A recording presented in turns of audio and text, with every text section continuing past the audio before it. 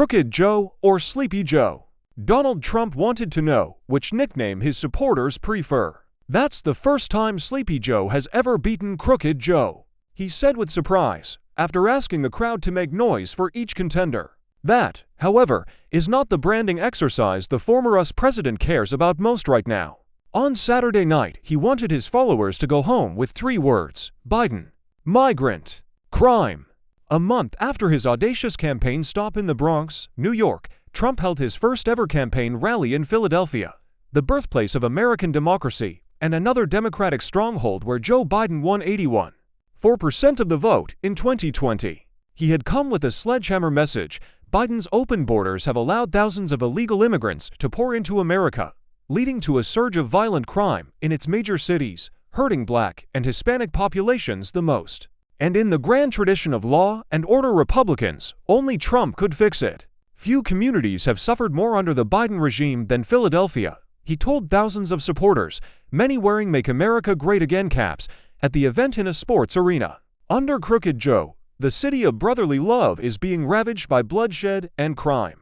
The rally was staged at Temple University, in a historically Black area.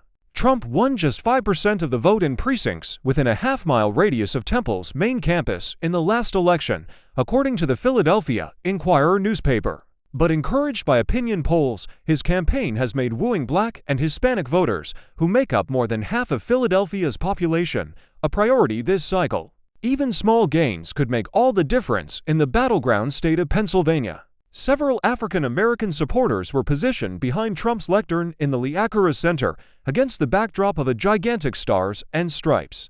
Attendees brandished signs with Trump's police mugshot and the words "Never Surrender." An electronic sign flashed optimistically, "Philadelphia is Trump country." Trump painted a dystopian, often dishonest picture of bedlam and death and terror, a likely preview of his strategy for Thursday's debate against Biden in Atlanta and the rest of his scorched earth campaign until November. Murders in Philadelphia reached their highest level in 6 decades, he said. Retail theft in Philly is up 135% since I left office. The convenience stores are closing down left and right. The pharmacies have to lock up the soap. You can't buy toothpaste, you can't buy a toothbrush, it takes you 45 minutes. The crowd roared with laughter. In April, the Pew Charitable Trust's annual State of the City report found that violent crime in Philadelphia is at its lowest level in a decade. The city's homicide rate dropped 6 percentage points in 2023, in line with other cities of similar scale. But the number of property crimes did rise sharply over the same period. Crucial to Trump's fear and fury election strategy is joining dots between crime and illegal immigration. It is a hot-button issue after Republican governors in Texas and Florida chartered buses and planes to send thousands of migrants to Democratic-led cities. Mayors have felt a strain on their resources and growing backlash from voters. Trump said, "Unbelievably crooked Joe Biden is going around trying to claim that crime is down. Crime is so much up. First of all, we have a new form of crime. It's called the Biden migrant crime, right? And all these millions of people that have come in, they're just getting warmed up." In fact, last year violent crime fell to one of its lowest levels in more than half a century. FBI statistics show steep drops in every category of violent crime in every region in the first 3 months of 2024 compared with a year earlier. But at Saturday's rally, Trump, himself a convicted criminal, sought to turn reality on its head. "The FBI crime statistics Biden is pushing are fake," he said without evidence. "They're fake just like everything else in this administration." The former president went on to use lurid, apocalyptic language to describe the alleged threat posed by undocumented immigrants. Many studies have found that immigrants are less likely to commit violent crimes than us-born citizens. Day after day, week after week, Joe Biden is releasing illegal criminals into our communities to rape, pillage, plunder, and to kill, he said. Just this week, a 12-year-old girl in Houston, Jocelyn Nungaray, was tied up, stripped, and strangled to death after walking to a 7-Eleven. Charged with Jocelyn's heinous murder are 2 illegal alien savages that Joe Biden recently set loose into our country. They came across our border claiming they feared for their lives in Venezuela. At that, a man in the crowd shouted, "Fuck Joe Biden," an ominous sign of how Trump's rhetoric fires up his crowds. During his 85-minute speech, they shouted and shrieked and chanted "Build the wall." And USA.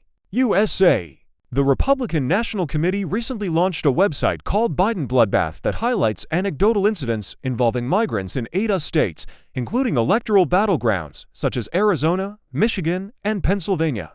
Trump went on to cite the case of Rachel Morin, a 37-year-old mother from Maryland allegedly murdered by an undocumented immigrant, and thanked members of her family for attending the rally. Telling another grim crime story in unsparing detail, he commented, "Like a scene from a horror movie."